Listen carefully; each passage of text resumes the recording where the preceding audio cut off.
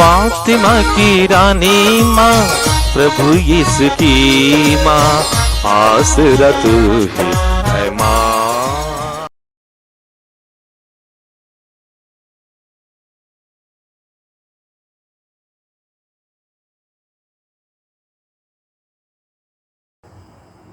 पहला पाठ उत्पत्ति ग्रंथ अध्याय 41 पद संख्याएं 55 से 57, अध्याय 42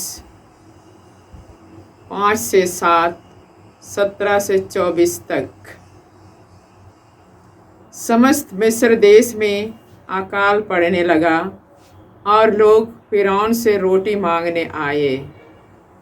फिरौन ने सभी मिस्रियों से कहा, योसेफ के पास जाओ और वह जो कहे वही करो। हर प्रदेश में अकाल था और योसेफ ने सभी गोदामों को खुलवाकर मिस्रियों को अनाज बेच दिया। मिस्र देश में अकाल बढ़ता जा रहा था। सभी देशों से लोग योसेफ से अनाज खरीदने आए, क्योंकि पृथ्वी भर घोर अकाल पड़ने लगा था। इस्राएल के पुत्र दूसरे लोगों के साथ अनाज खरीदने आए, क्योंकि कनान देश में अकाल था। उस समय योसेफ समस्त मिस्र का शासन करता था और सभी निवासियों को अनाज बेचता था। योसेफ के भाई उसके पास आए और उन्होंने उसे दंडवत किया। योसेफ ने उन्हें देखते ही पहचान लिया, किंतु उसने उनसे अपरिचित होने का स्वांग भरकर कठोर स्वर में पूछा, तुम लोग कहाँ से आए हो? उन्होंने उत्तर दिया, कनान देश से अनाज खरीदने के लिए। योसेफ ने उन्हें 3 दिन तक कैद में डाल दिया। तीसरे दिन उसने उनसे कहा, यदि तुम जीवित रहना चाहते हो तो मैं तुमसे जो कहने जा रहा हूँ वही करो, क्योंकि मैं ईश्वर पर श्रद्धा रखता हूँ। यदि तुम सच्चे हो तो तुम में से एक भाई यहाँ कैद में रहेगा, दूसरे अपने भूखे परिवारों के लिए अनाज लेकर जा सकते हैं, किंतु तुम्हें अपने कनिष्ठ भाई को मेरे पास ले आना होगा। तभी तुम्हारी बात सच निकलेगी और तुम लोग जीवित रहोगे। उन्होंने ऐसा ही किया और एक दूसरे से कहा, हमने अपने भाई के साथ जो अन्याय किया उसका दंड हम भोग रहे हैं। उसने हमसे दया की याचना की और हमने उसकी दुर्गति देखकर भी उसे ठुकराया। इसी से हम यह विपत्ति भोग रहे हैं। रूबेन ने उनसे कहा, मैंने तुम लोगों को कितना समझाया कि बच्चे के साथ अन्याय मत करो, किंतु तुमने मेरी एक भी नहीं मानी और अब हमसे उसके खून का बदला लिया जा रहा है। उन्होंने एक दुभाषिए का उपयोग किया था, इसलिए उन्हें मालूम नहीं था कि योसेफ उनकी बातें समझ रहा है। योसेफ उनसे अलग हो गया और रोने लगा। बाद में उसने लौटकर उनसे बातचीत की। प्रभु की वाणी। ईश्वर को धन्यवाद। भजन अनुवाक्य। हे प्रभु, तेरा प्रेम हम पर बना रहे, तुझ पर ही हमारा भरोसा है। हे प्रभु, तेरा प्रेम हम पर बना रहे, तुझ पर ही हमारा भरोसा है। वीणा बजाकर प्रभु का धन्यवाद करो, सारंगी पर उसका स्तुति गान करो, उसके आदर में नया गीत गाओ, मन लगाकर वीणा बजाओ। अनुवाक्य। हे प्रभु, तेरा प्रेम हम पर बना रहे, तुझ पर ही हमारा भरोसा है। हे प्रभु, तेरा प्रेम हम पर बना रहे, तुझ पर ही हमारा भरोसा है। प्रभु राष्ट्रों की योजनाएं व्यर्थ करता और उनके उद्देश्य पूरे नहीं होने देता है। प्रभु की योजनाएं चिरस्थायी हैं, उसके उद्देश्य पीढ़ी दर पीढ़ी बने रहते हैं। अनुवाक्य। हे प्रभु, तेरा प्रेम हम पर बना रहे, तुझ पर ही हमारा भरोसा है। हे प्रभु, तेरा प्रेम हम पर बना रहे, तुझ पर ही हमारा भरोसा है। प्रभु की कृपा दृष्टि अपने भक्तों पर बनी रहती है, उन पर जो उसके प्रेम से यह आशा करते हैं कि वह उन्हें मृत्यु से बचाएगा और अकाल के समय उनका पोषण करेगा। अनुवाक्य। हे प्रभु, तेरा प्रेम हम पर बना रहे, तुझ पर ही हमारा भरोसा है। हे प्रभु, तेरा प्रेम हम पर बना रहे, तुझ पर ही हमारा भरोसा है। जय घोष। हालेलुया। ईश्वर का राज्य निकट आ गया है। पश्चाताप करो और सुसमाचार में विश्वास करो। हालेलुया। प्रभु आप लोगों के साथ हो और आपकी आत्मा के संतमती के अनुसार प्रभु यीशु ख्रिस्त का पवित्र सुसमाचार। हे प्रभु, तेरी महिमा हो। अध्याय 10 पद संख्याएं 1 से 7। यीशु ने अपने 12 शिष्यों को अपने पास बुलाकर उन्हें अशुद्ध आत्माओं पर अधिकार दिया और अशुद्ध आत्माओं को निकालने और हर तरह की बीमारी और दुर्बलता दूर करने की शक्ति प्रदान की। 12 प्रेरितों के नाम इस प्रकार है। पहला, सिमोन जो पेतरुस कहलाता है, उसका भाई अंद्रियास, जबेदी का पुत्र याकूब और उसका भाई योहन, फिलिप और बर्थलोमी, थॉमस और नाकेदार मती, अल्फाई का पुत्र याकूब और थदेउस, सिमोन कनानी और युदस इस्करियोती जिसने यीशु को पकड़वाया। यीशु ने इस 12 को यह अनुदेश देकर भेजा, अन्य राष्ट्रों के यहाँ मत जाओ, समारिया के नगरों में प्रवेश मत करो, बल्कि इस्राएल के घराने की खोई ही भेड़ों के यहाँ जाओ।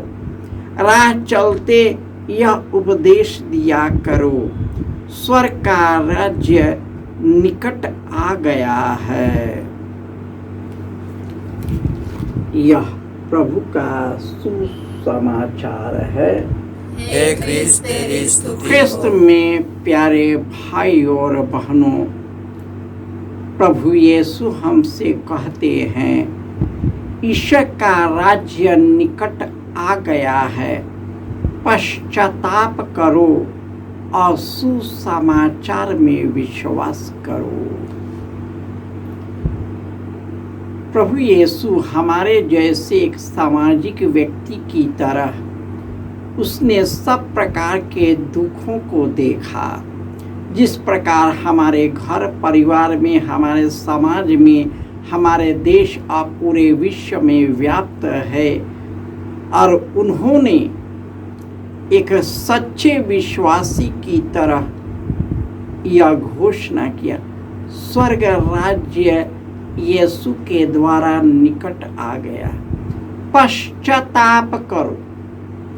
जब तक मनुष्य पश्चाताप नहीं करता, तब तक उसकी जीवन की शैली नहीं बदल सकता।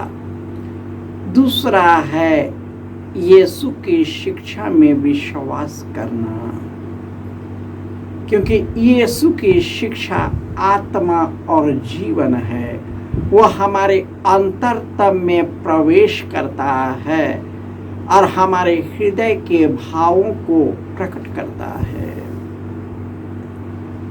इस तरह यीशु ने अपने 12 शिष्यों को नियुक्त किया उसने पास बुलाकर अशुद्ध आत्माओं को निकालने और हर प्रकार के बीमारी और दुर्बलता दूर करने की शक्ति प्रदान किया। और उसने कहा कि तुम जाओ, मेरी खोई हुई भेड़ों के पीछे जाओ। आज के पहले पाठ में हम सुनते हैं किस प्रकार जोसेफ के अन्य भाई मिस्र देश में अनाज लेने जाते हैं और योसेफ जो वहाँ का प्रधानमंत्री था और सब कुछ का अधिकार उसे प्राप्त था, ऐश्वर्य ईश्वर ने प्रदान किया, क्योंकि दुख में भी ईश्वर पर श्रद्धा करते हुए ईश्वर पर विश्वास किया। इसलिए ईश्वर ने जोसेफ को एक महान स्थान प्रदान किया। उनके भाई जब वहाँ आए, उनके भाइयों ने नहीं पहचाना, परंतु योसेफ ने उसे पहचान लिया। उनकी जांच करता है, लेकिन उसका हृदय अपने भाइयों के लिए संवेदनशील है। जब वे कहते हैं कि तुम्हारा घर में और कौन है, तुम अपने छोटे भाई को लेकर आओ। एक भाई यहाँ पर गिरफ्तार होगा, कैद खाने में होगा, यह परख करने के लिए। लेकिन उसका हृदय उनके प्रति प्रेम और दया, करुणा और क्षमा उमड़ता था। और इस तरह जोसेफ, जिसको उनके अपने खून के भाइयों ने उसे बेच दिया, उसको नष्ट करना चाहा, लेकिन वह बुराई भलाई में परिवर्तित हो गया। हमारे जिंदगी में यही आयाम होता है। हो सकता है अपने परिजनों के द्वारा धोखा खाए, अपने ही खून के भाइयों के द्वारा पक्षपात किया जाए, हमें अपने ही लोगों से विश्वासघात मिले, मुझे त्याग देता है। जिस प्रकार यूदस उनको पकड़वाता है, हमारे ही साथ रहने वाले हमें पकड़वा सकता है। परंतु हमारा विश्वास जोसेफ के जैसे ईश्वर में अडिग रहना है। यह नहीं कि हमें भावनाओं में बहकर कुकर्म करना है, बदले की भावना से जल उठना है, तब तो हम पापियों के ही साथ पापी ही हैं। लेकिन जब हम पापी होते हुए पश्चातापी हृदय से यीशु के पास आते हैं, वह हमें क्षमा करता है।